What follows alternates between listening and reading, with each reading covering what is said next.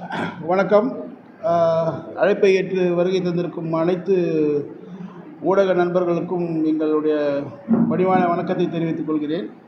நடைபெற இருக்கின்ற இந்த 2026 சட்டமன்ற தேர்தலில் தமிழர் முற்போக்கு கழகம், ஐந்திணை மக்கள் கட்சி இருவரும் நாங்கள் ஏன் இந்த திராவிட முன்னேற்ற கழக கூட்டணிக்கு ஆதரவு தருகிறோம் என்பதை விளக்குவதற்காகத்தான் இந்த செய்தியாளர் சந்திப்பு. சுருக்கமாக சொல்ல வேண்டுமென்றால்,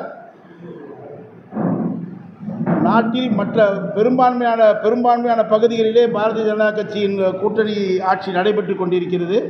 அங்கெல்லாம் என்ன மாதிரியான அவலங்கள் நடைபெற்று கொண்டிருக்கிறது அப்படின்றத நம்ம கண்கூடாக பார்த்துக்கிட்டு இருக்கிறோம். ஒவ்வொரு இடங்களில் நடக்கின்ற சாதிய படுகொலைகள், அதை தட்டி கேட்க முடியாத நிலை. ஒரு தாகூர் இனத்தை சேர்ந்த வாலிபர்கள் ஒரு தலித் பெண்ணை பலாத்காரம் செய்து படுகொலை செய்கிறார்கள். அதற்கு ஒரு மாநில முதல்வரின் பதில், தாகூர் இனத்தவர்கள் எப்படி இருப்பார்கள், இப்படித்தானே இருப்பார்கள் அப்படி என்று ஒரு பெரும்போக்கான ஒரு பதிலை சொல்கிறார் ஒரு முதல்வர். பொறுப்பற்ற பதில். இது போன்ற ஒரு நிலை தமிழகத்தில் வந்துவிடக்கூடாது என்ற ஒரே காரணத்திற்காகத்தான் மதசார்பற்ற இந்த முன்னணியை நாங்கள் ஆதரிக்கின்றோம். மேலும் அது மட்டுமல்லாமல், கட்டாயம் இவர்கள் இங்கே வெற்றி பெறுவார்களே ஆனால் கட்டாயம் பொது சிவில் சட்டத்தை கொண்டு வந்து விடுவார்கள். எல்லோரும் பாதிக்கப்படுவார்கள். ரிசர்வேஷனில் யாரெல்லாம் இன்றைக்கி பலன் அடைஞ்சிக்கிட்டு இருக்காங்களோ அவங்க அத்தனை பேரும் கட்டாயம் பாதிக்கப்படுவார்கள்.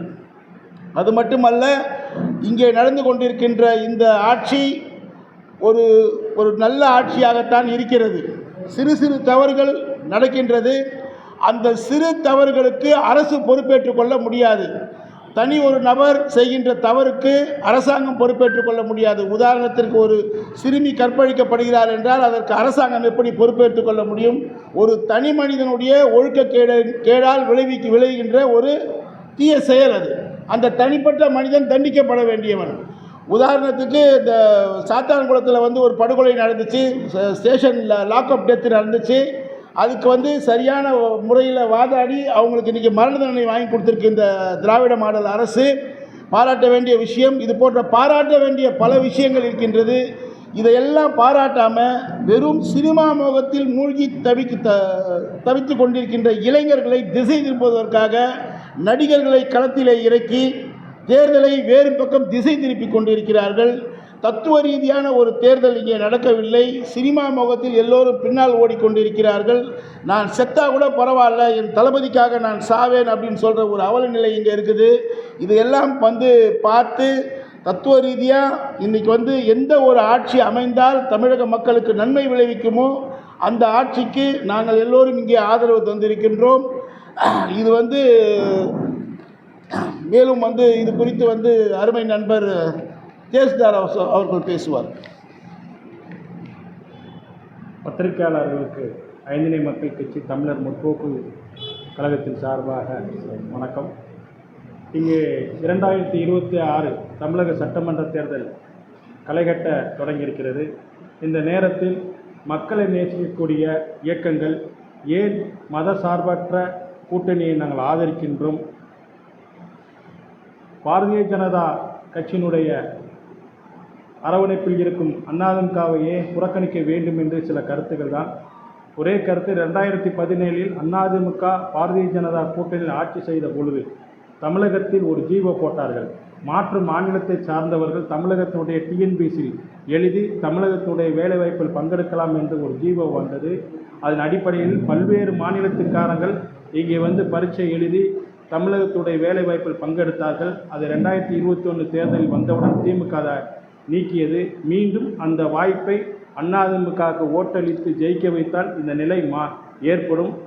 மூன்றாவது, இங்கே மும்மொழி கொள்கையை கொண்டு வருவார்கள், இங்கே தமிழ்தாய் வாழ்த்து இருக்காது என்று மிகப்பெரிய ஒரு பேராபத்து தமிழகத்தில் சூழ்ந்திருப்பதனால் பாரதிய ஜனதாவுடைய கூட்டணியில் இருக்கக்கூடிய அதிமுகவை வீழ்த்த வேண்டும் என்ற ஒற்றை கருத்தில் தான் நாங்கள் முடிவெடுத்திருக்கிறோம்.